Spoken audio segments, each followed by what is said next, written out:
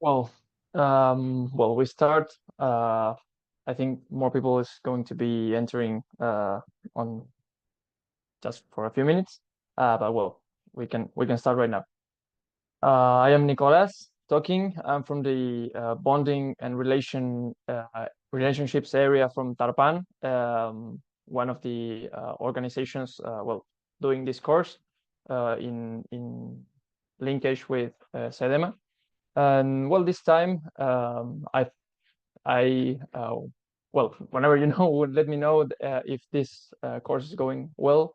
I think you got the first two classes on Monday. I hope they were well. I could see the second one, sorry, and I just liked it a lot. Well, in this time, we are having Eldaniz Gusseinov with us.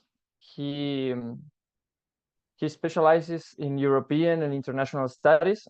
He has studied in the Andrássy University from Budapest, Wuppertal University, and Kazakh-German University. His interests are based in international politics from the European Union and its Central Asian members specifically, and also he has interests in internal political processes from the European Union. So, Eldaniz, it's all yours. Thank you so much. It's such a pleasure for me to be here. I'm now in Kazakhstan, in Aktau. This is my hometown, and Aktau is situated, it's based on the seashore of the Caspian Sea. I don't know if you have ever heard about Aktau, but I think it's a nice city, and it's worthing to visit Aktau one day. Actually, as a topic of my today's presentation, I will also try to share my screen. By the way, it's 11 p.m. in Kazakhstan. So good evening, or should I say good night? I don't know. But anyway, I will try to do my best. Thank you for giving us your time, because that's a great thing. It's also a pleasure for me. Pleasure because I have such a productive collaboration with our esteemed colleagues from Chile, also from Argentina. So as far as I know, I have been collaborating together with Gabriel for 1 year. So approximately 1 week ago, we started to write some articles for the web page of Tarpan, or I just also gave several times interviews on affairs of Central Asian countries, as well as far as I know, Gabriel is now also cooperating quite actively with one Kazakh-based think tank called tarpan.cl. So anyway, you can see also outcomes of our joint collaboration. Topic of my presentation is Kazakhstan foreign policy between Eurasianism and regionalism. So I think for you, from people of another or corner of the earth, from another part of the world, it could be quite interesting to delve into affairs of Eurasia and also of Central Asia. As far as I know, you will also have another presentation after my part on also Eurasian affairs. That's why I will not focus myself on that issue, but more let's say broader on the foreign policy of Republic of Kazakhstan. And by the way, my name is Eldaniz Gusseinov. I'm a non-resident research fellow of the Haydar Aliyev Center for Eurasian Studies at the Ibn Khaldun University in Istanbul. I also collaborate with some local, Central Asian media outlets. I have my LinkedIn, so if you can find me, let's also connect each other and collaborate later. Here's a presentation content. I will make a small introduction to the conceptual part about Kazakhstan foreign policy.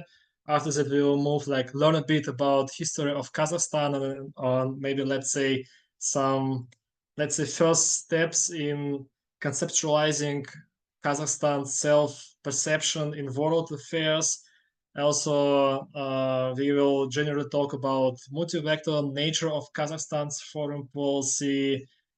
I would like to discuss with you how do you perceive, let's say, from your point of view, from point of Latin American countries, multi-vector foreign policy. I think it's also a hot topic in Latin America regarding Chinese activities in the region. So I think we could also discuss it, like maybe trying to establish a balance between China and US, EU.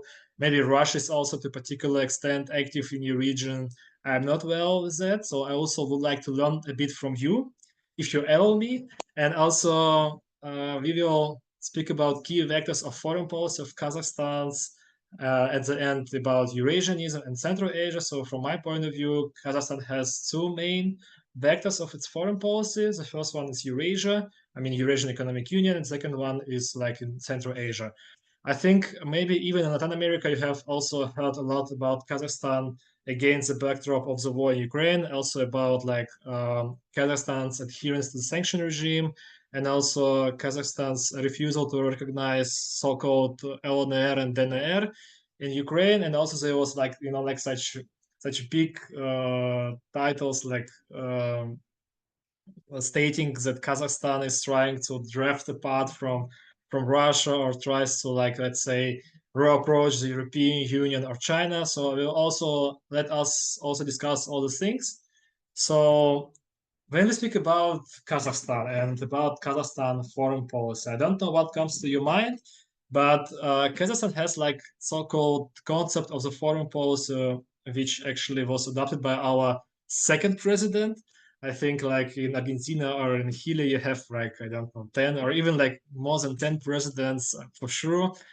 In Kazakhstan, we have at least the have had only two. I mean, the acting president and the former president, the first president of the Republic of Kazakhstan. And actually, both I tried to create some principles of Kazakh's foreign policy. They try, like, let's say, each approximately 10 years to adapt a concept, yes, of the foreign policy. And until 2014, actually, this document wasn't available publicly.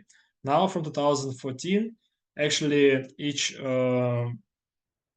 person with access to internet can find this document and get known with that.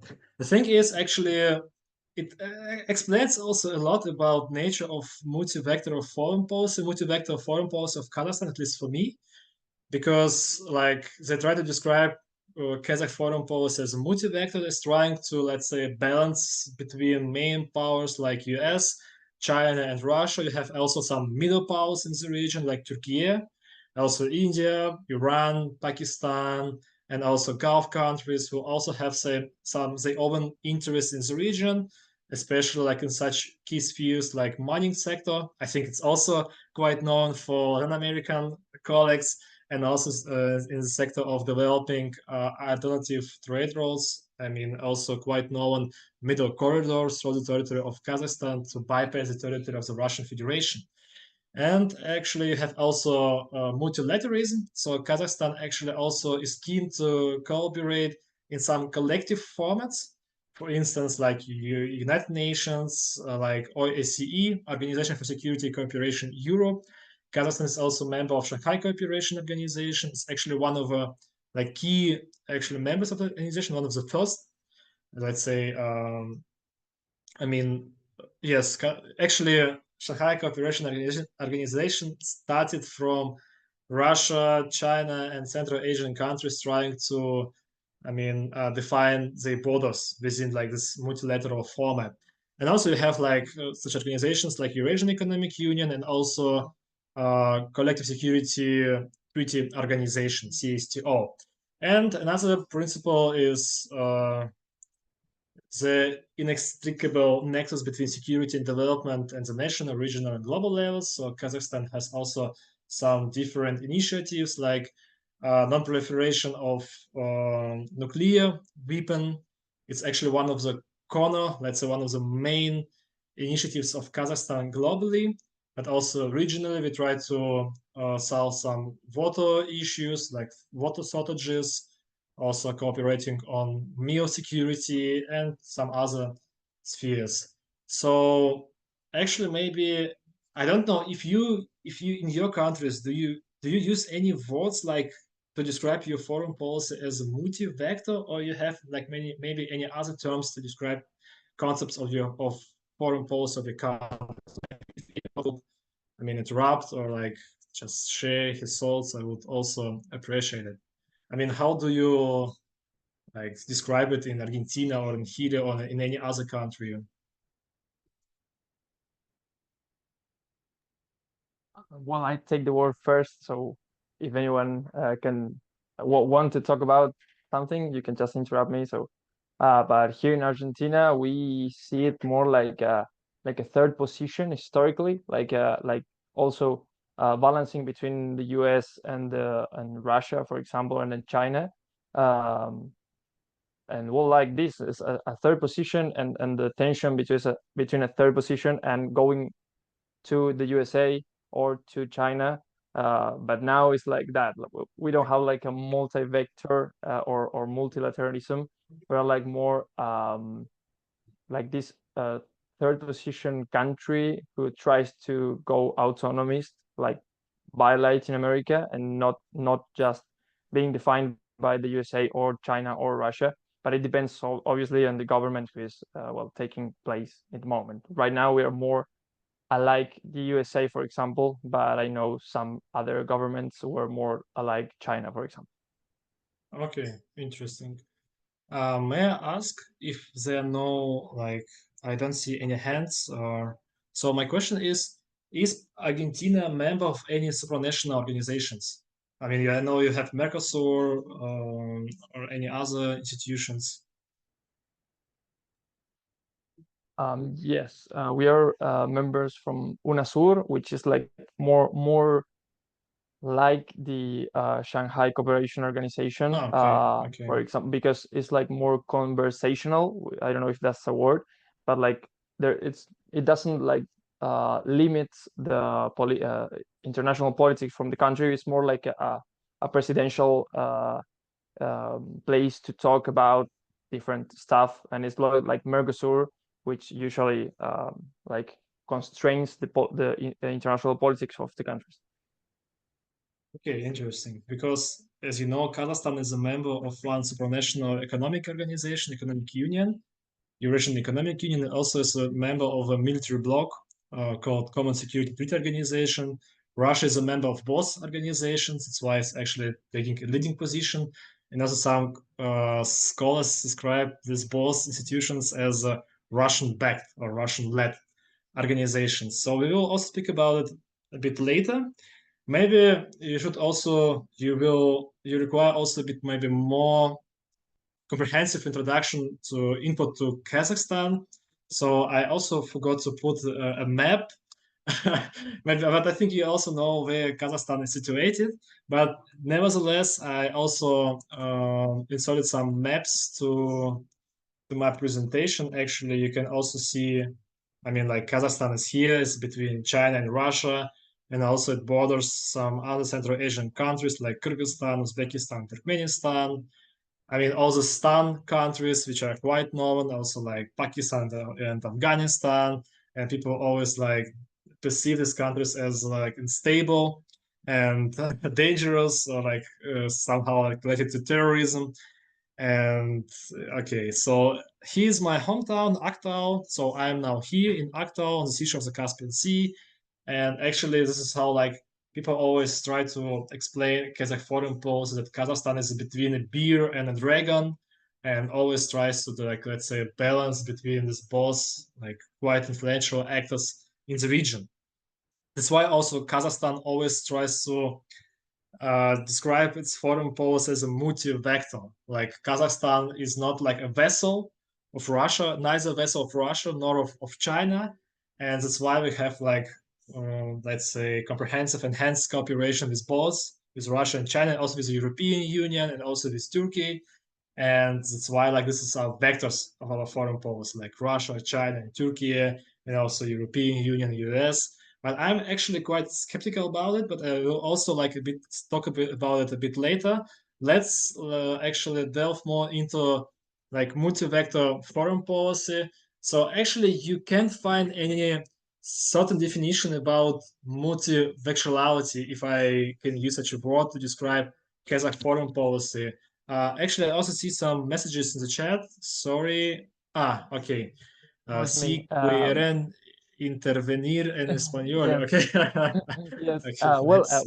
whenever you have a question again, so it was my fault. I can like translate to the people if some want to to intervene, and they can ask me the question in Spanish and I translate it to you, so we can get this interaction. Yes, no worries. So you can always interrupt me because we have like 1.5 hour for this presentation, and actually we can stay all 2 or 3 hours. And I don't want just to be speaking head. I would appreciate if you just would interrupt me or approach me, ask your questions, or we could just discuss, debate, I don't know, whatever you wish. I just want you to enjoy this presentation, and that's why I would like to make it more in an interactive way. So here's just a quote, one of the, Let me let's translate say, that so some people can understand it for something. So I can translate that. Eldaniz está diciendo que si quieren interrumpir, interrumpan sin problema, que quiere hacerlo lo más interactivo, digamos, posible para que no sea algo monótono. Así que nada, en cualquier momento que quieran, pueden interrumpir, hacer una pregunta en español o en inglés. Si es en español, yo lo traduzco, no hay problema. O también por el chat, yo lo leo y se traduce, no hay ningún drama. Eso. That's it. Thank you. Sorry. Thank you. Thank you. I also could manage to read a comment from Gabriel about Chile and its strategy called open regionalism. So we can also talk about it a bit later. Here's a quote of one of the latest quote of the Kazakh president Kassym-Jomart Tokayev, and he also like tried to describe multi-vector foreign policy. So as I outlined, you can find certain definition of multi-vectorality or of multi-vector foreign policy, even this concept of Kazakh foreign policy. So it's always a struggle for us, for researchers, for political scientists. I mean, like we have always some thoughts about multi-vector foreign policy, but we don't know how it really like works, you know. And here's one of the quotes: Kazakhstan, given its geopolitical position, given that more than 300 billion has been attracted to our economy, that large transnational companies operate in our market, is obliged to pursue a multi-vector, as it's customary to say now, foreign policy. So you can see like our president defines Kazakh multi-vector by its geography, by investments, and also by operation of transnational companies on the territory of the Kazakhstan.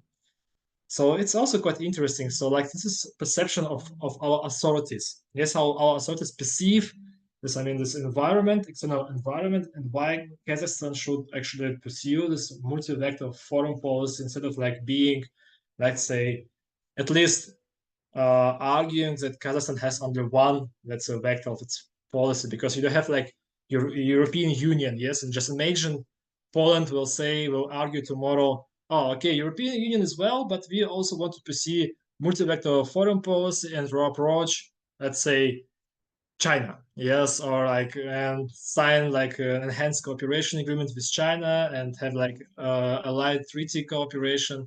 So it's less imaginable in our circumstances. But here you have another example of Kazakhstan, which actually promotes itself as a, like, let's say, middle power in Central Asia and also in Eurasian affairs, and also tries to be like as much independable its foreign affairs as possible. At least its perception and also like narrative of our authorities in Kazakhstan.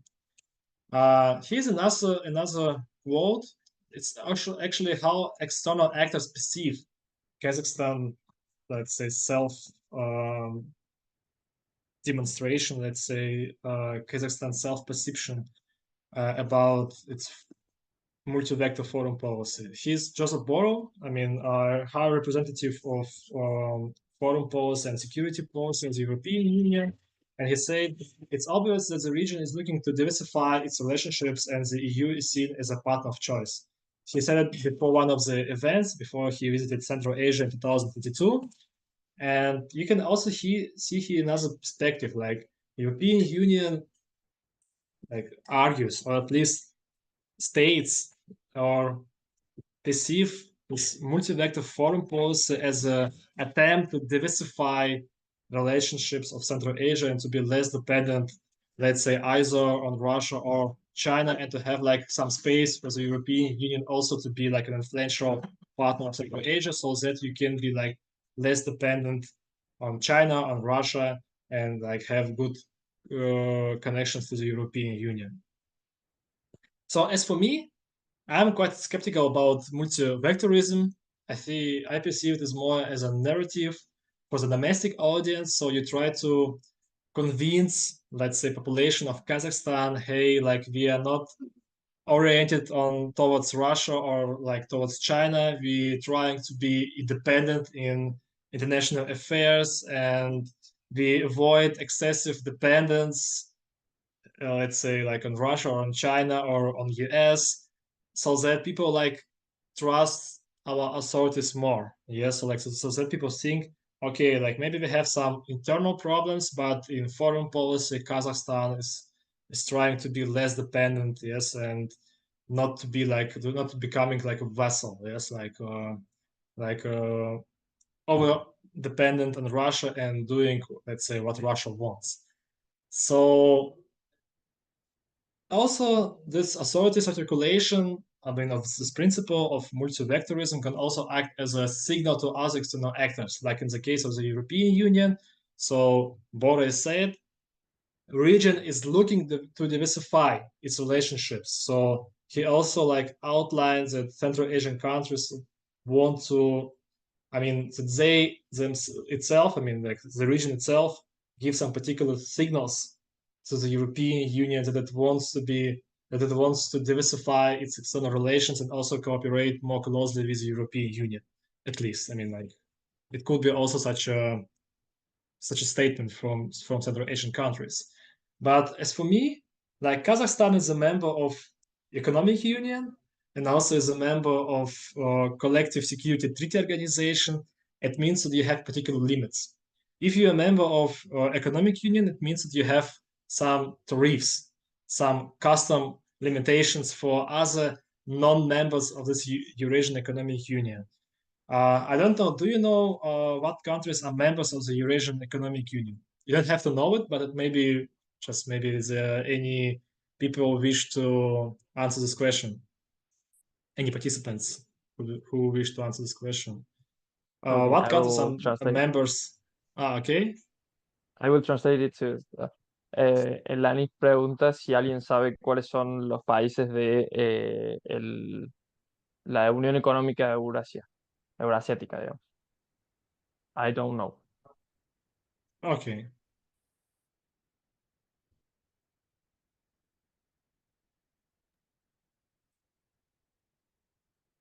He Not sure. message. Not sure. Okay, interesting. I'm apologizing a lot. Maybe I had to make my presentation more about, let's say, basic things. But anyway, I have also a map of the Eurasian Economic Union, so we can also always change our slides. So you have like red. I mean, he is Argentina. Yes, he is Chile. He's part of Argentina. He's also Chile. No. He's Argentina. He's Chile. Yes, right.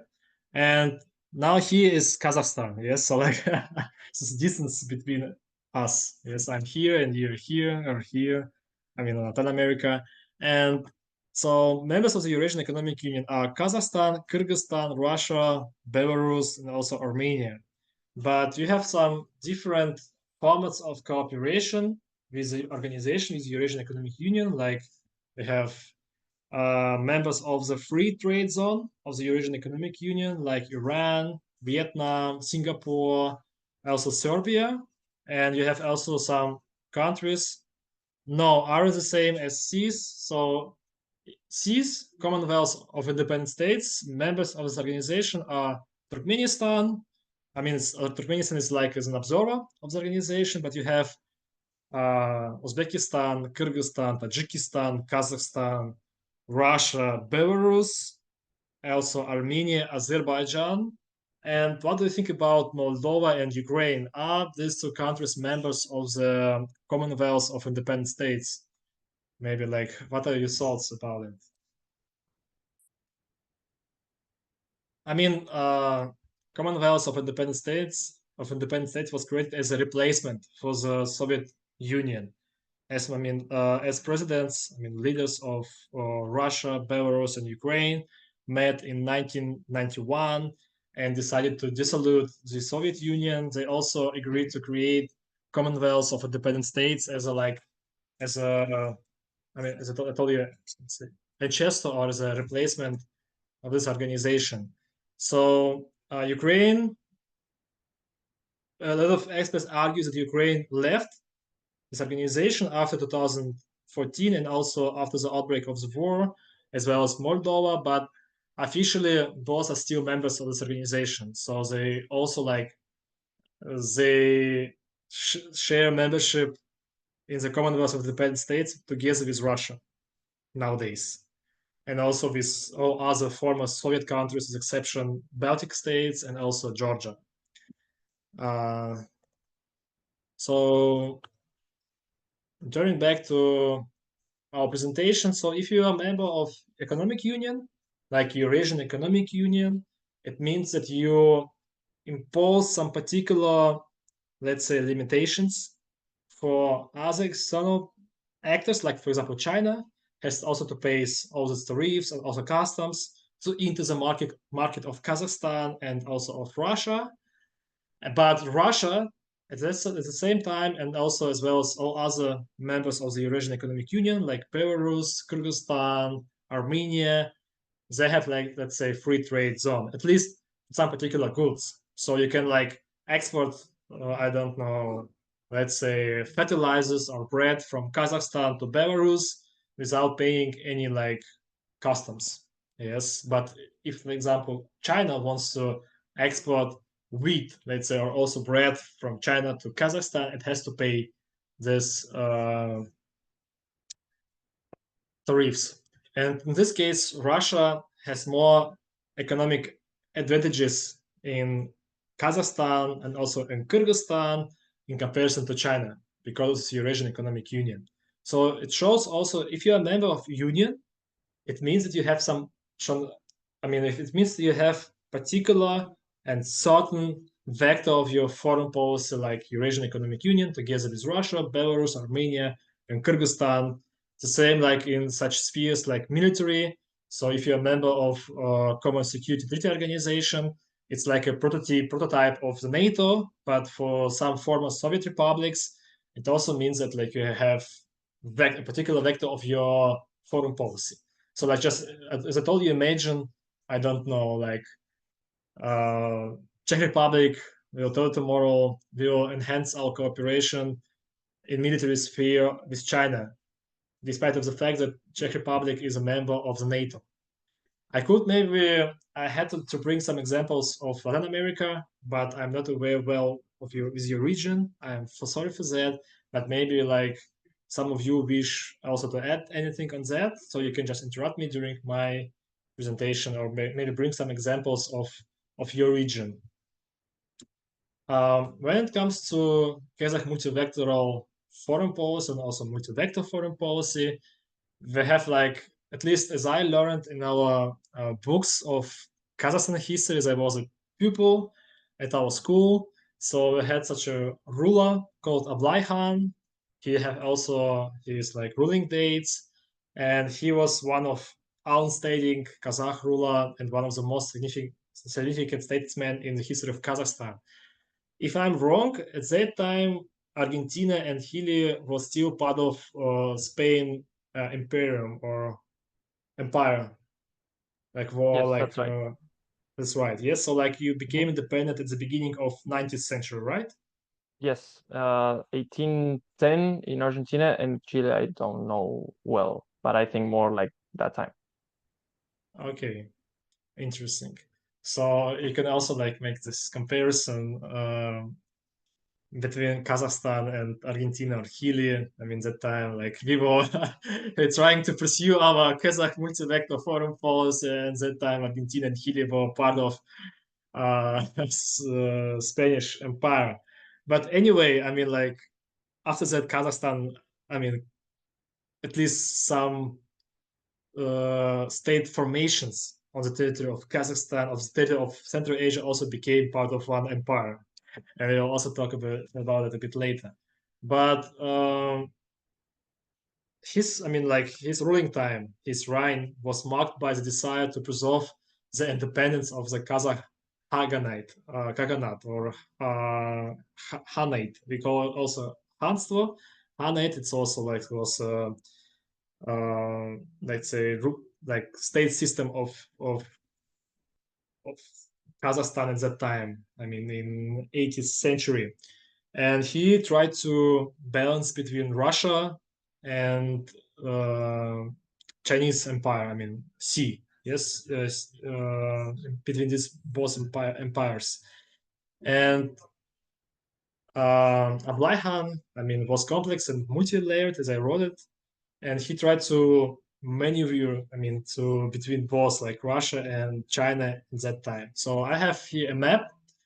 Actually, I tried to translate it from Russia into English.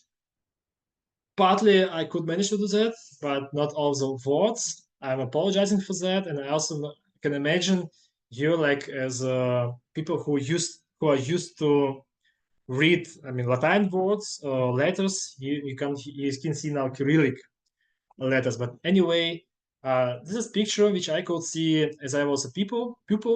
He's a territory of Kazakh Khanate at that time. Like you can see borders of today's Kazakhstan, and this all territory, at least as it was written in our books at school, I mean, belonged to Kazakhstan of that times. Yes, of the 18th century. And Kazakhstan was in the middle of all Eurasian processes. So you had here some Central Asian, let's say, states. I wouldn't say states, but also other Khanate who also had their own raids on the territory of Kazakhstan from all parts of, from almost from all of your neighbors. At least it was argued in our books. Kazakh territory was attacked, let's say, from Bukhara, from Khiva, from Kokand. Also, like there was Jungar. These are relatives of Kalmyks from this territory of Russia, and also like there was some peoples living on the territory of Russian Empire, like Bashkir or like Cossacks, Kalmyks, who also like had their own raids on the territory of Kazakhstan. And in that situation, I mean, rulers of Kazakhstan had to get some let's say obligations from big powers that they will protect the territory of Kazakhstan from external attacks. And actually, at least this used to exist a country called Jungaria. It doesn't exist anymore, and even like as far as I know, it end up to exist at the end of 18th century. I'm not sure. I'm not a historian, but you can also Google it a bit later. But there were some wars between Kazakhs and Jungars, and also like Chinese were also like combating. I mean, like also had their own wars with Jungars. So here Kazakhstan had to apply this diplomacy to preserve its, let's say, sovereignty on the territory and to avoid any overdependence either on Russia, on Russian Empire, or on Chinese Empire that days, or on Qing Empire. So here you can see also the description of Ablai Khan's main direction of foreign policy. So what he did, he recognized vassal dependence on the Qi Empire, which allowed him to maintain peace and trade ties with China. On the other hand, he also maintained relations with Russia, and also he became Russian, let's say, vassal, yes, subject. I mean, in 1740, and it gave him and the Kazakh Khanate military support and protection from Jungars, which I also described previously. And relations with Jungaria, I mean, one of the main threats of the state formation during his reign was Jungars, and wars with Jungars lasted several decades and depleted the strength of Khanate. So Ablai Khan managed to mobilize Kazakhs to resistance and also like defeat the Jungars. and strengthen his position. So you can see here like how he also tried to balance between Qin Empire and also Russia, recognizing vassal dependence of both. Yes, and like both like Russia and Qin Empire, they were afraid to become too much influential in Central Asia, so that not to worsen relations with each other. So Russian had a fear to become too much influential in Central Asia, not to worsen relations with China, and the same time China did the same in Central Asia, not to have any difficulties, problems with Russia. So this is how it worked. This is like so-called he could manage to establish such a balance between both powers in the region at that time. So again, I'm not a historian, so this is how I learned at school. Maybe it's also part of narrative, but the main thing how also like I mean, the main roots, yes, of this so-called multi-vector foreign policy, because it takes, I mean, it was created several centuries ago, and now, like maybe Kazakhstan also, based on this example, tries to pursue its also foreign multi-vector policy, trying uh, to not to become too much dependent on one of the powers in the region. And also, we have like this narrative in our public culture. So, I mean, this narrative of a fear to become too much dependent either on Russia or on China. So, 3 years ago, a popular hip hop group called Irina Kayratovna from Kazakhstan decided to demonstrate the threat to Kazakhstan from 3 key players: United States, China, and Russia. So here you can see also a screenshot made by me of this clip. I mean, of this video, and here like both represents of 3 main powers were like poisoned by one of Kazakhs. Like he's U.S., also Russia and China. And I was also quite skeptical about this video since we have good relations with all these countries, and I don't think it's a good idea to demonstrate our main partners in that way, but it's public culture, so you can't prohibit it. If you wish, we can also watch the video. It lasts approximately 5 minutes. If not, actually, you can take the link and watch yourself later, or just maybe Google like Bukang and then maybe write this Cyrillic words Irina Karatovna. So I don't know. So if you wish, you can just write in the chat, so we can also switch to the video instead of listening to my lecture. If you want to copy it to chat, because I don't have the Cyrillic keyboard, like or the link or like the name of the song. So because I don't know how to write it. Oh. Okay, just a sec. I will copy the link and also paste it in the chat. Okay.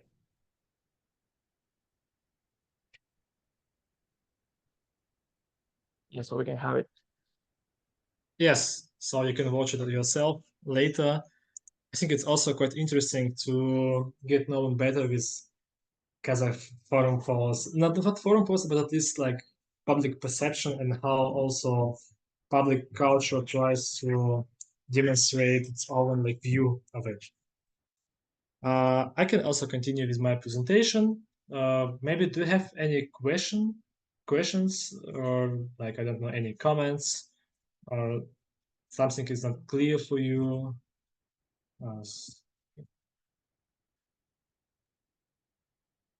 Una pregunta, algo que quieran agregar, lo que sea.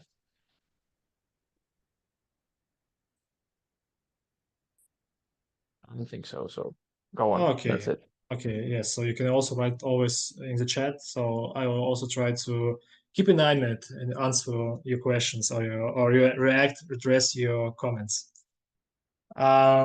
I actually tried to develop a new concept of the Kazakh foreign policy. I mean, a new, let's say, principle called embedded multi-vector foreign policy. So it is, I think, as you know, like the word embedded means that you have like some particular coverage.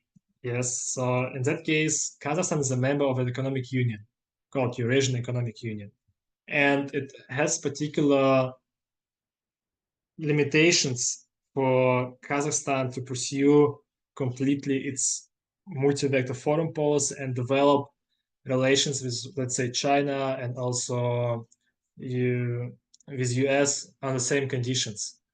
So you have like this embeddedness from the Eurasian Economic Union, and as I think, from my point of view, Kazakhstan tries to develop its multi-vector foreign policy through the Eurasian Economic Union. So by promoting Eurasian Economic Union, by attracting other external powers to interact more with the Eurasian Economic Union, so that Kazakhstan can become less, let's say, dependent on Russia, or, I mean, in contrast, increase Russian dependence on Kazakhstan, especially in the within the context of anti-Russia sanction regime. I will also explain this argument more detailed. Here you just have like a brief description of both organizations. I mean, Kazakhstan is a member of the Eurasian Economic Union. I talked about it quite enough. Here you have also a Common Security Treaty Organization, so it's a military bloc, which also includes Russia. And how actually can CSTO limit Kazakh foreign policy? So as some of my colleagues pointed out, Kazakhstan must, because of its membership in this organization, acquire weapons according to Soviet Russian standards. I mean, like if like Latin American countries acquire the weapons mainly from the US, it seems to me you should also like, I mean, if the Latin American countries buy the military weapons mainly from the US, it should also acquire according to, let's say, NATO or US standards. In that case, you can't buy just, I don't know, some, let's say, some strike jets from France to buy some tanks from US. So if you're a member of this organization, you should have overwhelmingly a weapon from let's say, which was manufactured, made according to Soviet standards or to standards of the organization of Warsaw Organization, or this Warsaw Pact. And because of it, also Kazakhstan tries to cooperate more deeply with Slovakia or with other former members of Warsaw Pact, because they still like produce Soviet military weapon according to standards of this organization, this former organization during the Cold War. And how do you think, like, within this context, yes, so like given membership of Kazakhstan in these two, let's say, blocks, like in one military economic bloc, like Eurasian Economic Union, and another military bloc, is there any space left for multi-vector foreign policy? Like just imagine, I don't know, Argentina is a member, let's say, of NATO and also a member of the European Union. Would like, I know it's you can imagine it, but anyway, let's just imagine it. Argentina is a member of the NATO and also the European Union. Would Argentina, let's say, pursue any multi-vector foreign policy, like in the case of Kazakhstan? How do you think?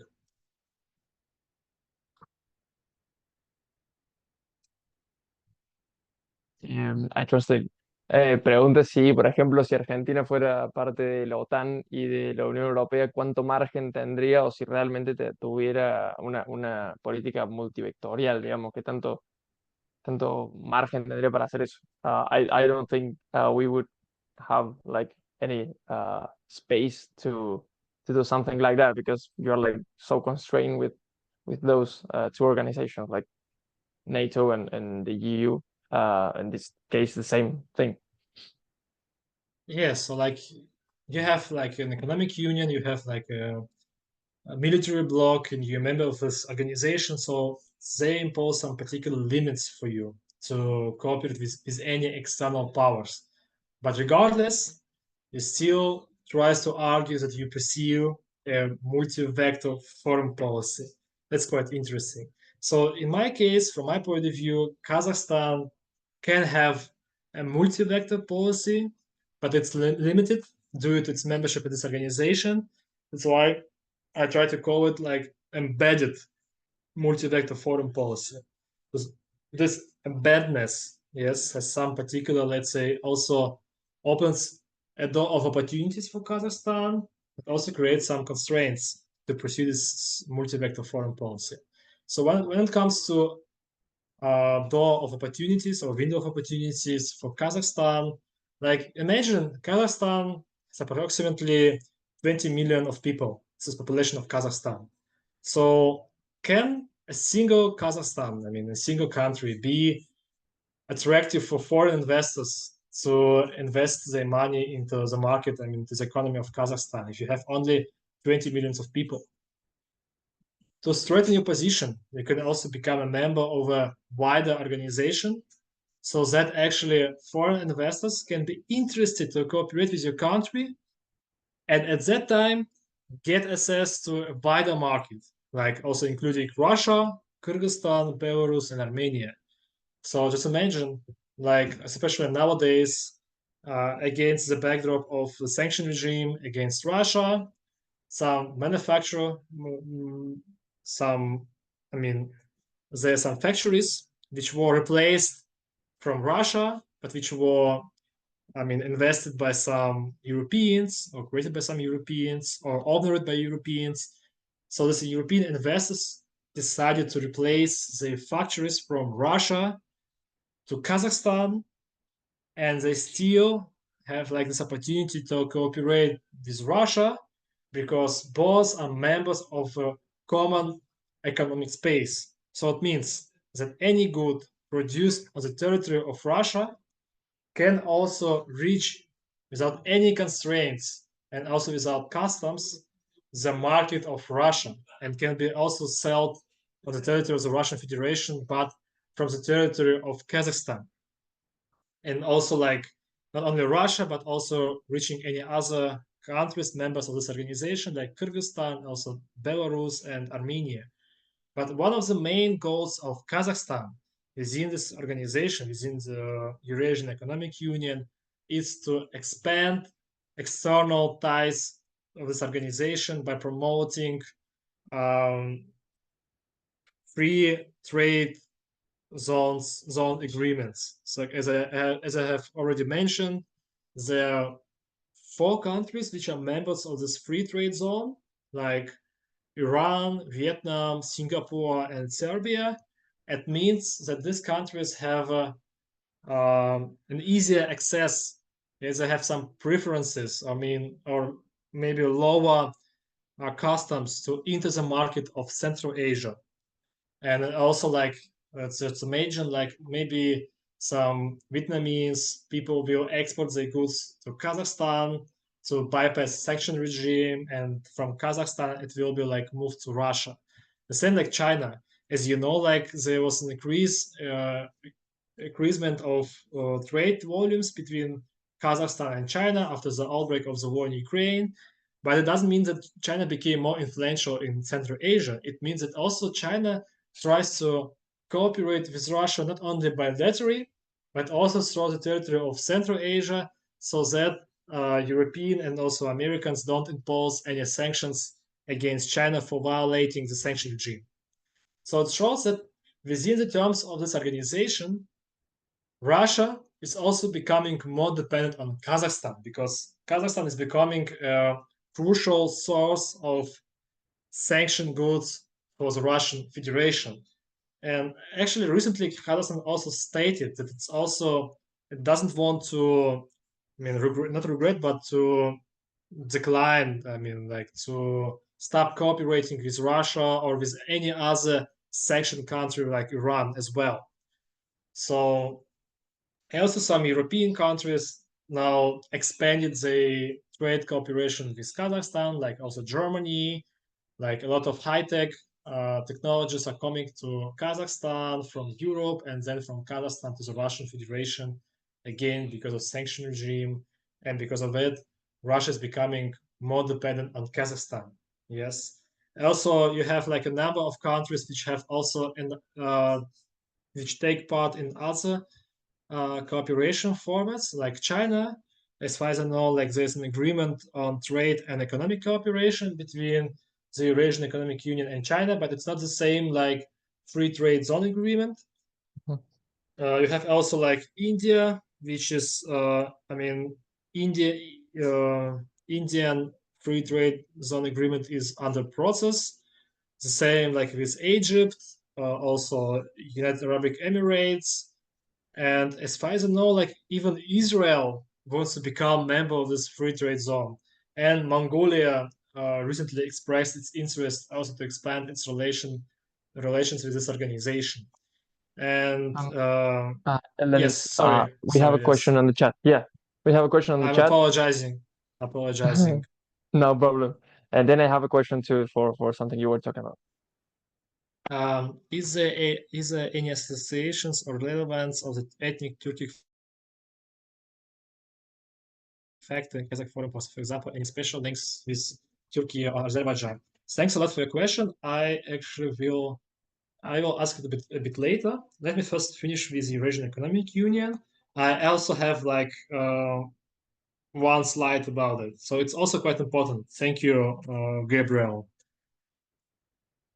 And what it's also quite interesting. Interestingly, I mean, since 2022, after the outbreak of the war in Ukraine, Tokayev visited almost all countries with which the organization of, Eurasian Economic Union has signed these free trade zone agreements. So Tokayev was in Vietnam, in Singapore, in Iran, and also there's a trip planned for him to Serbia. So it also like it's signalizing why did he decide to visit namely these countries? Why not to go to Argentina, let's say? But why did he decide to go to Vietnam, Singapore, also Iran, and maybe he will also go to Serbia? So as for me, it's also like demonstrate us that Kazakhstan is interested to expand its, economic relations first with the countries with which Kazakhstan has some preferences in trade because of free trade zone agreement. Moving to our next slide, so we can speak here also about organization of the Turkic state. So I actually also like the name of our presentation is Kazakh foreign policy between Eurasianism and regionalism. So when it comes to Eurasianism, so Eurasianism is actually an ideology. So there was like even like a journal, a volume of some thinkers in 1921. I think maybe the next speaker can tell you about it more detailed. But these people, the thinkers, came to Istanbul from Russia and decided to discuss any like ideas, let's say, of integration or of deepened cooperation of the members of one continent of Eurasia. So there was also another Kazakh thinker called Gumilov. He was one of the main supporters of this idea of the also cooperation among of the peoples of Eurasia, of Turkic people, also of Slavic nations living on this continent. But you have actually after the dissolution of the Soviet Union, Kazakhstan was one among of the main supporters of this idea of expanding its ties with the continent within this Eurasia, because Kazakhstan is in the middle of Eurasia. It's also like it's a brand of Kazakhstan. Kazakhstan describes itself as a heart of Eurasia. So, as you know, like there's some several formats of cooperation called C5 plus. So you have 5 Central Asian countries like Turkmenistan, Uzbekistan, Kyrgyzstan, Uzbekistan, and Kazakhstan, and they have some summits with plus additional actor. Like you have C5, Central Asia plus Russia, you have C5 plus China, you have C5 plus European Union, C5 plus South Korea, Japan, Germany, Gulf countries, C5 plus India, and almost all of these external actors like China and also European Union agreed to have the meetings, the summits on and first almost on annual format. So they try to meet annually, or at least once in 2 years or 3 years. And you can see also here how Kazakhstan understands this Eurasianism, because I tried to analyze speeches of Kazakh president during different summits. So you have first summit between Russia and Central Asia in October 14, 2022, Central Asia, China, Central Asia, European Union, and also Organization of the Turkic States. So regarding the abandonness, yes, of Kazakh foreign policy, Kazakhstan tries to pursue its multi-vector foreign policy through the Eurasian Economic Union. Regardless, Kazakhstan became a quite important gateway for Russia to Asian and also, let's say, European markets, because Russia cooperates with the European Union and also now with China, with some other countries over Himalaya through, or with support of Kazakhstan. So that's why Kazakhstan is interested to create conditions for the intersection of interests of the main actors like China, European Union, Turkey, to promote this Eurasian connectivity. Connectivity between European Union and China, connectivity between Russia and China, Russia and the European Union, and let's say Russia and India. There was quite a prominent phrase from Peter the Great. He said Central Asia is a key, or is a door, I don't remember, is a key or a door for Russia to India. So here, you have the same, not the same, but quite similar situation when Kazakhstan is actually positions itself as a gateway for these main players in the region to be interconnected with each other.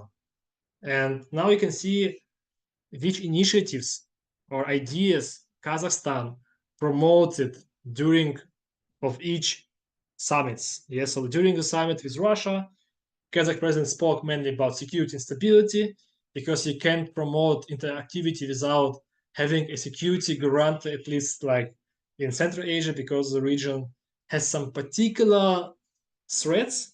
Yes, you have as you as an investor, you're less interested to invest in the region if you also feel some particular threat coming from terrorism, extremism, or I don't know.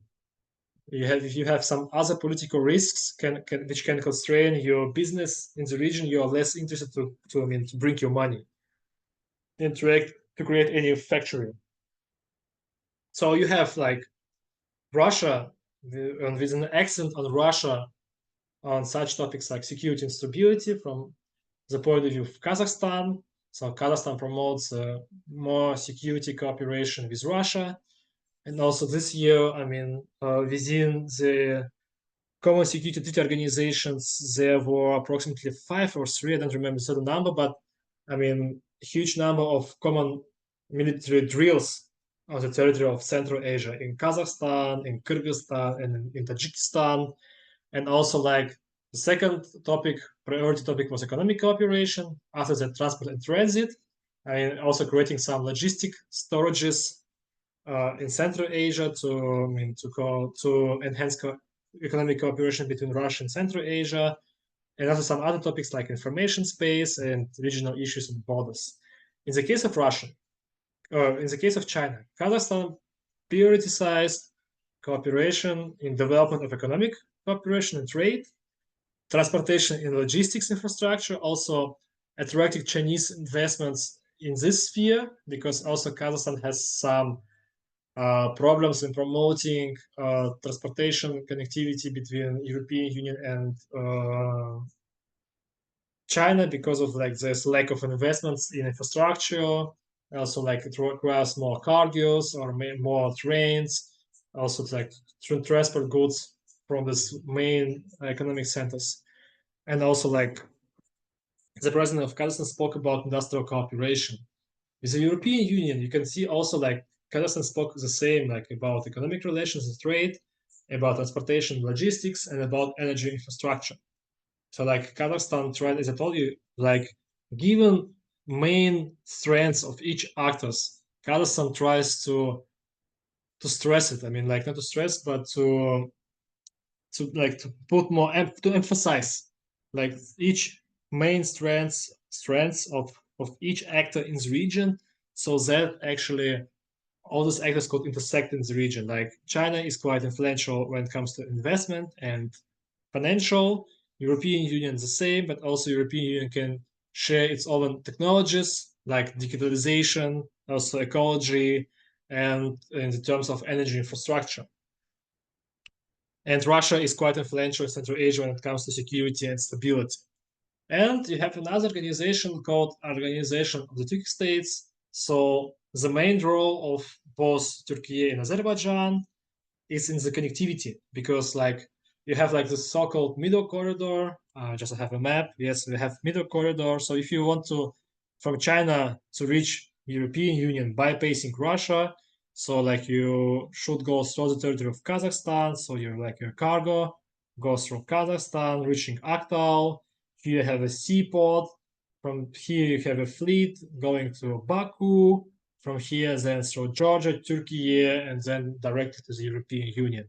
So the main advantage, or let's say the key role of both Azerbaijan and Turkey is in connecting, yes, Kazakhstan and Central Asia with the European Union.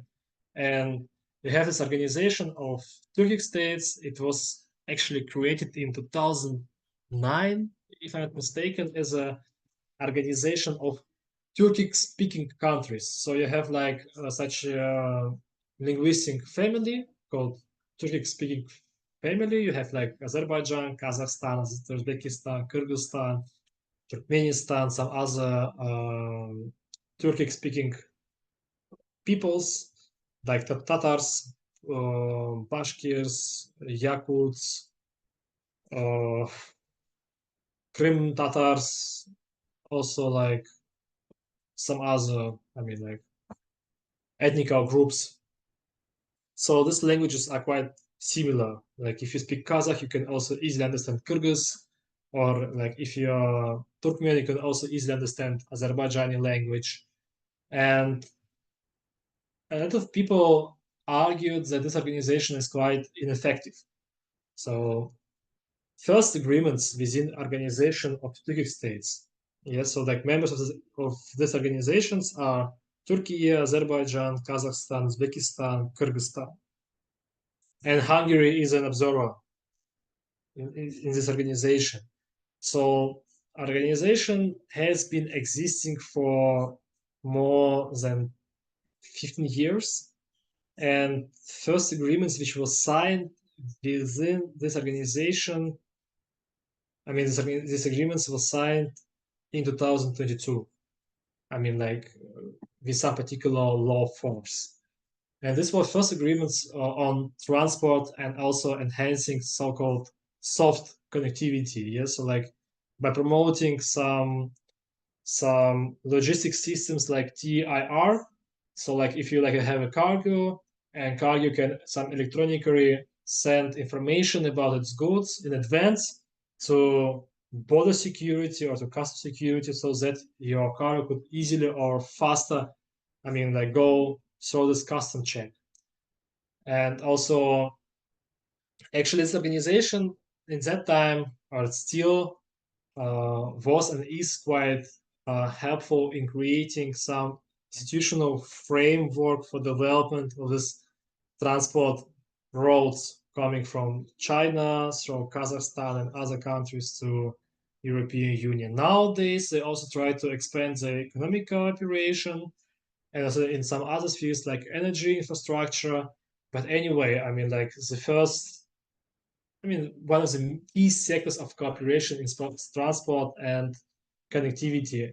I know, like within this organization, they have lack of diplomats, so they have like over 30 directions of cooperation within the organization, 3 states, but they have like lack of specialists, it's also like such a challenge for them also to deepen cooperation among member states of this organization.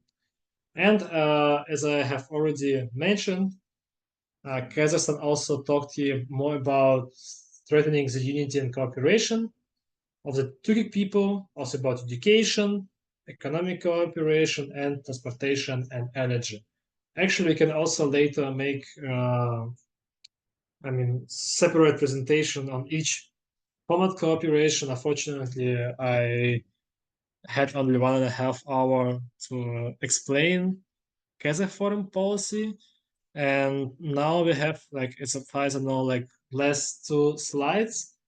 If you have any presentation or if you have any additional questions, Gabriel, regarding Turkic factor, you can ask me now or you can ask me during Q&A session, as you wish. But don't hesitate to interrupt me, yes, during my presentation. So, as I have already said, you have like Kazakhstan has 2 main vectors of its foreign policy: Eurasian Economic Union. Another vector is Central Asia, because Kazakhstan is a member of this region. Yes, you have like Kazakhstan and other 4 countries of the region like Turkmenistan, Uzbekistan, Tajikistan, and Kyrgyzstan. And why did I decide to mark Central Asia as a second key vector of Kazakhstan's foreign policy? So since its independence, Kazakhstan has signed treaties of alliance relations only with 5 countries, 3 of which are in Central Asia. These countries are Uzbekistan, Kyrgyzstan, and Tajikistan. You know, like Turkmenistan is quite special issue. It's quite a close political regime, and they tend less to, to join such agreement with any external power. So, but anyway, Kazakhstan has signed only 5 treaties of alliance relations with Russia, Azerbaijan, and three Central Asian states. So for me, I think it's an evidence. It's like quite evidence based, yes, factor to include Central Asia to second key vector of Kazakh foreign policy. Why? Central Asia really matters for Kazakhstan because of common history and because of common borders. So you have like, the longest land border, if I'm not mistaken, in the world is between Russia and Kazakhstan, but in the north, and here you have only a single country. Imagine, you can see here is also a quite long border, but you have in it 3 other countries, which also border another quite interesting, let's say, which have also quite interesting neighbor, like Afghanistan. And I think, like after regime change in 2022, there's a lot of talks about terrorism threat coming from Kazakhstan.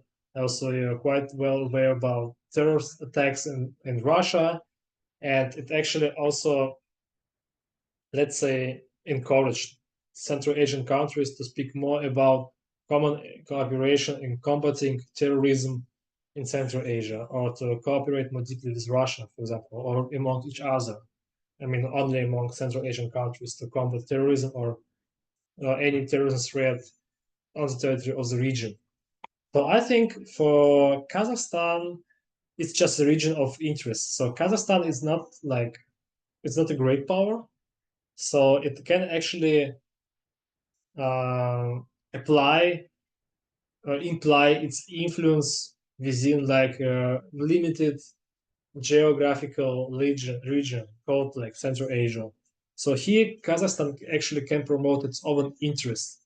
Yes, like interest in preserving stability and security, interest in expanding its economic presence in Kyrgyzstan and Uzbekistan, interest in to resolve any issues occurring among Central Asian countries. So I tried by using our programming language to analyze mentions of the main areas of cooperation between Kazakhstan and any other Central Asian countries with which Kazakhstan signed this agreement, this Treaty of Allied Relations.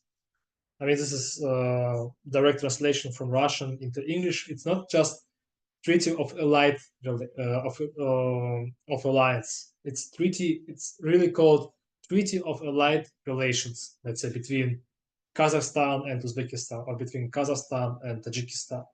And here you have like, I try to, by using our language, I define particular direction of cooperations and words which can actually be, I mean, describing, namely this sphere of cooperation. Let's say I wanted to count number of mentions of security cooperation, and for that I wrote a R code. I mean, in this programming language, I wrote a code which could count number of mention of such words like terrorism, extremism, security, in grouping all these words in one direction called security and defense. The same with transport and communication. So I try to count number of mentions of such words like transport, connectivity, logistics, and like group it in one direction called transport and communication. And I did the same with all other directions like cultural and humanitarian, economic cooperation, environmental cooperation. So this analysis showed me that all three treaties include provision on joint actions under threat from third states and obligations not to enter into alliances directed against the other side. So it means that actually the main focus of cooperation of Kazakhstan with Central Asian countries is to preserve at least security and stability within the region. Because as I told you, Kazakhstan borders 3 countries of the region. And also these 3 countries, 2 of them border Afghanistan. And anything which will happen, let's say, in Tajikistan, will have a direct impact on Kazakhstan. So that's why it's in the interest of Kazakhstan to cooperate on security issues with other countries of the region. The second key area of cooperation, according to my analysis, is economic cooperation. So treaties focus on deepening trade economic ties, establishing joint ventures, favorable conditions for investment, and developing transport and logistic ties. And you can see also here some priorities of Kazakhstan's cooperation with each member of Central Asia. Like, for instance, you can see here like Kazakhstan prioritize more economic cooperation with Tajikistan. Meanwhile, like cooperation between Kazakhstan and Kyrgyzstan is mainly surrounded over topics of transport and communication. Yes, and at the same time, in the case of cooperation between Kazakhstan and Uzbekistan, sides emphasize security also in defense. And as I have already mentioned, Central Asia is important to Kazakhstan in terms of geography and also like any security threats which can also impose, I mean, possess some threat also for internal stability of Kazakhstan. So that's all. I wish you could enjoy my presentation. I hope it wasn't boring, and I look forward to your questions about it. Well, thank you, Eldaniz. It was really interesting. I just liked a lot this presentation because I really didn't know that much about Kazakhstan. We usually will get it like in a pair with Russia or with the other STAN countries, and it's like this information really get some more information for us because we really don't know so much about Kazakhstan. So thank you. I don't know if there's other questions. Likewise, I don't know much about Latin America. I'm apologizing for that. So I should also maybe invite you to make any presentations about foreign policy of your countries for our audience in Central Asia. I think we have enough to learn about each other. I think I would like to do that, and then Gabriel too. He knows more about Chile. Yes. I don't know if there's a well, there's the question, Gabriel's question. Yeah, you just. Well, I have two questions right now. First of all, the first of one is the one I give in the chat. If there is like an alliance or a association given by the target ethnic groups for some of the countries in the Caucasus and also Central Asia, for example, Turkey, Azerbaijan, and Kazakhstan. That's the first one. And the second question I have is, you talk about the alliance between some Central Asian countries, for example, Kazakhstan, Uzbekistan, and Tajikistan, I believe, or Kyrgyzstan. Do these countries, Uzbekistan and Tajikistan, look at Kazakhstan as an equally ally, or they recognize the territorial economic imbalance in these provisions? Thanks a lot for your questions. So for the first question, there is organization of Turkic states. So members of this organization are Kazakhstan, Uzbekistan, Kyrgyzstan, Turkmenistan, Azerbaijan, and Turkey. So because they use this like common history and common rules, I mean like common original like okay, so I mean this common rules Like founders. founders, yes, let's say common founder of this language, of Turkic language. So they say quite similar, and they use this approach, I mean the similarity to create based on it this organization of Turkic states. But unfortunately, there were a lot of criticism towards it. People argue that it's quite ineffective, and only after the outbreak of the war in Ukraine, only after promotion of this middle corridor to bypass the territory of Russia, sides, I mean members of this organization, try to come together and to sign first agreements with some particular lawful force. I mean to promote some, let's say, soft connectivity, transportation connectivity, to imply some transportation, I mean, these systems like TIR, or there are also some other, unfortunately not a logistic specialist, that's why I can't tell you more about it. But anyway, but just to create some regulations to use the system so that cargoes of one Turkic country, let's say that cargo of Turkey on the border between Azerbaijan and Kazakhstan, or Kazakhstan and Kyrgyzstan, could go faster rather than, let's say, cargo coming from India on the border between Kazakhstan and Kyrgyzstan. So they could create this such institutional and also legal framework to promote this middle corridor within this organization. Also, there are some other formats of cooperation like Turkey, Azerbaijan, and Kazakhstan. They have some, you have like Turkey, Azerbaijan, and Turkmenistan. They try to promote some energy cooperation, like promoting Turkmenistan exporting its gas through Azerbaijan and Turkey to Europe. So, you know, like Turkmenistan is one of the biggest, I mean, it has bigger, I mean, it's big, the biggest gas reservations worldwide, Turkmenistan, but it exports its gas only mainly to China. So by cooperating more with Azerbaijan and Turkmenistan, or in Turkey, Turkmenistan wants to enter the market of Europe and to diversify. Yes, it's actually also energy ties with other third partners, just not to be, I mean, mainly dependent on China, because it actually led to some problems in the country. So like 2020, 20 years after the, I mean, after coronavirus started, China start importing Turkmen gas. And you know, like you can even like just see a graph of trade balance of Turkmenistan. It was like growing 2022. Yes, just like a decline, because actually the country was exporting mainly gas.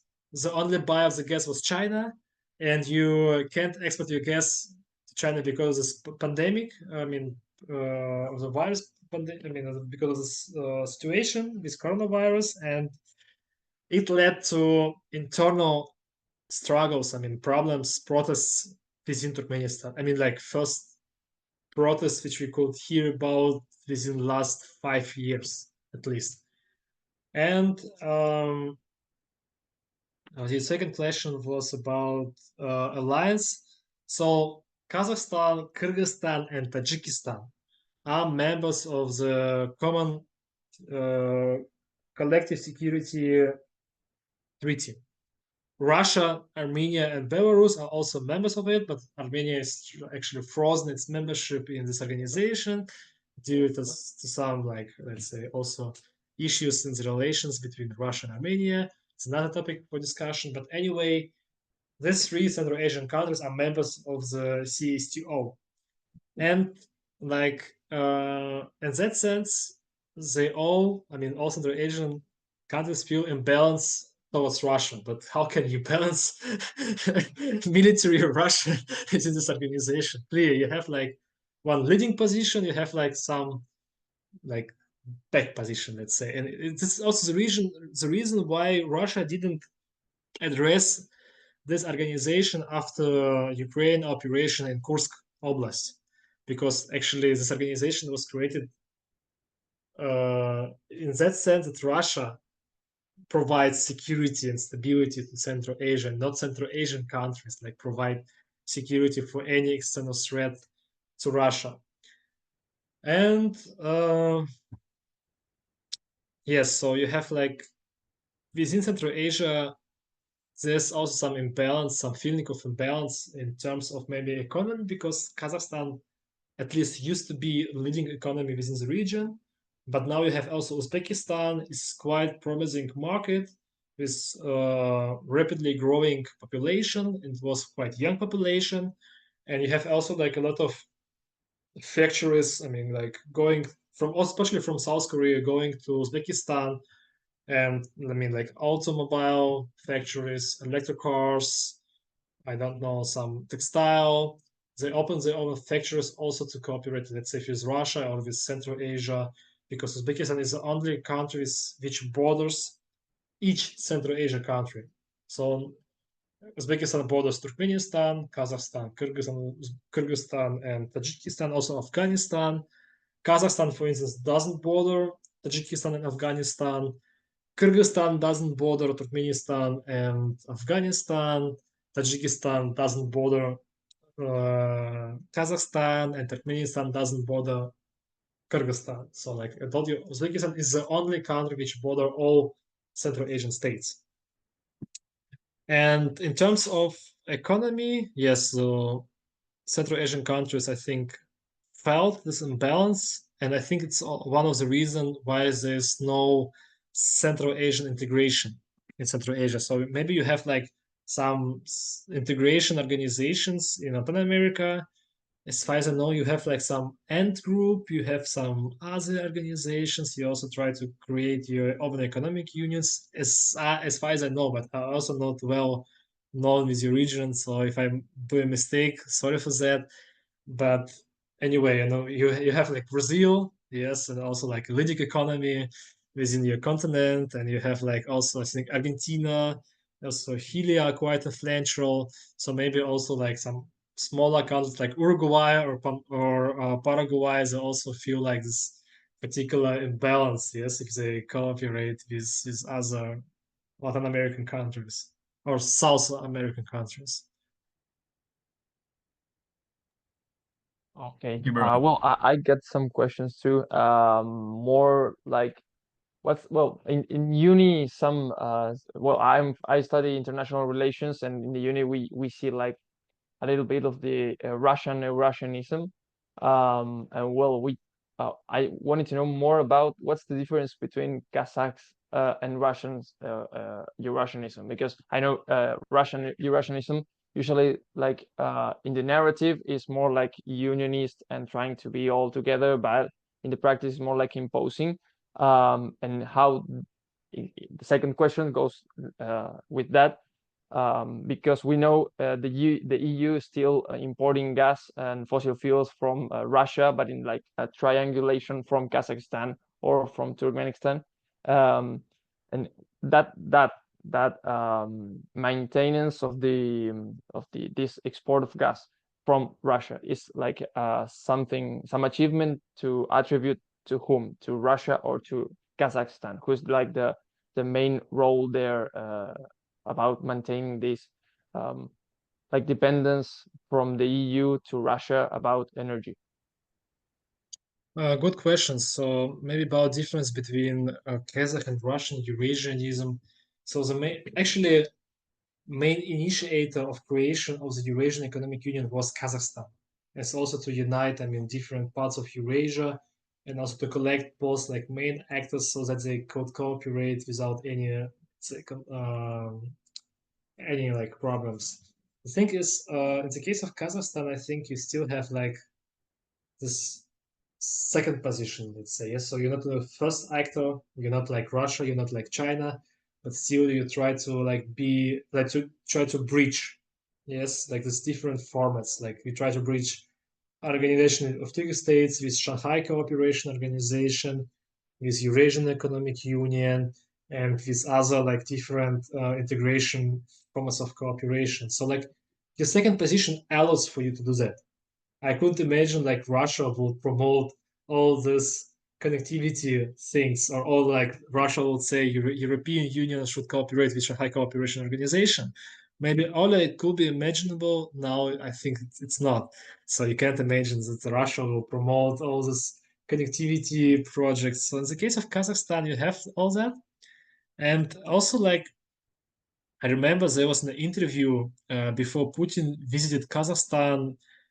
I don't know if you know about that issue between Bloomberg and Kazakhstan. Like Macron visited Kazakhstan, and Bloomberg published an article with the title that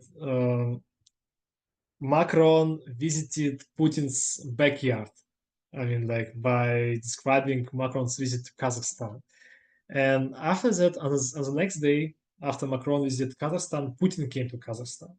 And before his trip to Kazakhstan, both leaders gave interview to Kazakh president gave his interview to Russian newspaper. At the same time, like Russian president gave his interview to Kazakh newspaper. If you count number of mentions of different organizations, it's interesting is that Kazakhstan emphasized more Shanghai Cooperation Organization in wider terms. In terms of deepening ties within the continent, and at the same time, Russia prioritized more Commonwealth of Independent States, Common Security, Collective Security Treaty Organization, and also Eurasian Economic Union. It's also, I think, quite interesting.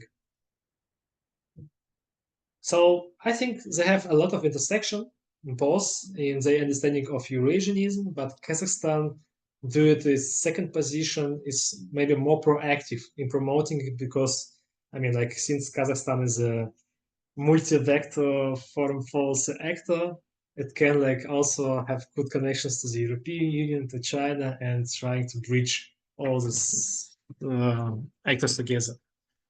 So Russian can't do it together, to today's circumstances, to today's conditions. It's funny because the concept of backyard has also been, excuse me, the concept of backyard has also been used here in Latin America to express the relationship with the United States. Oh. And many times the United States have called Latin America the backyard of the United States, when especially the Europeans first, and then the Soviet Union, and now China has came to close ties.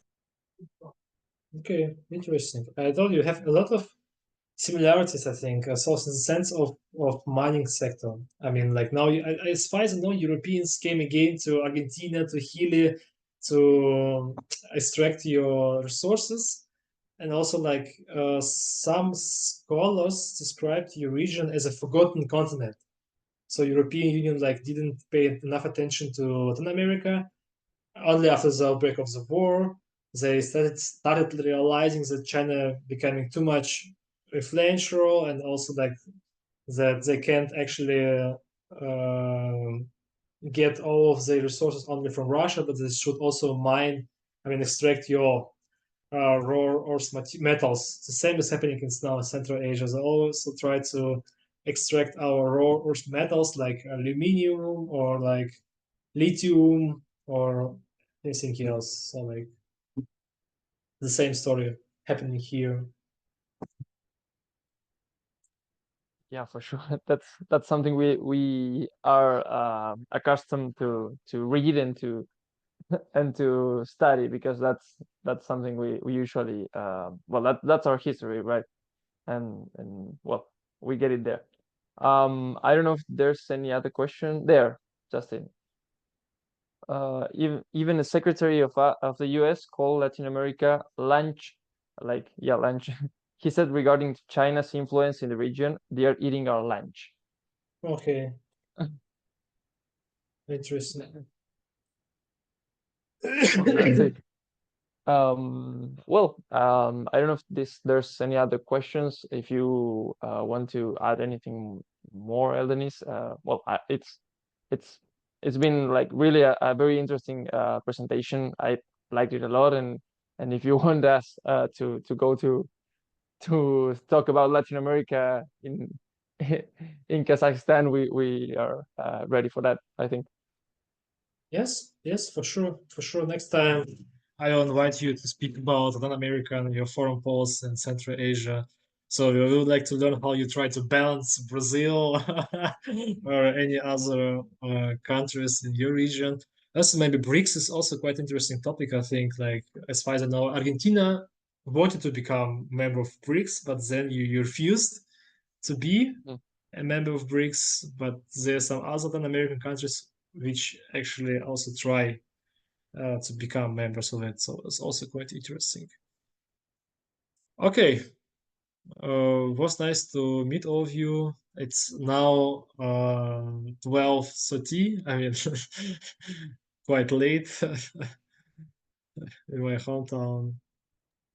Yeah, that's why I wanted to like make a closing so you can go to rest and get some rest, because we are in the middle of I a can week go and to it's sleep. I late can go there. to sleep. For sure. So well, that's it. Thank you. CEDEMA and Tarpan, we are all thanked about well, this, because you gave us your time, your sleeping time, firstly. And well, it was really interesting. I really liked it. Thank you so much, and I also appreciate your time. And many thanks to CEDEMA and to Tarpan for organizing, and also to trying to bridge, both Eurasia and Latin America, South America. Thank you. Bye. Thank you very much, Eldaniz. Bye.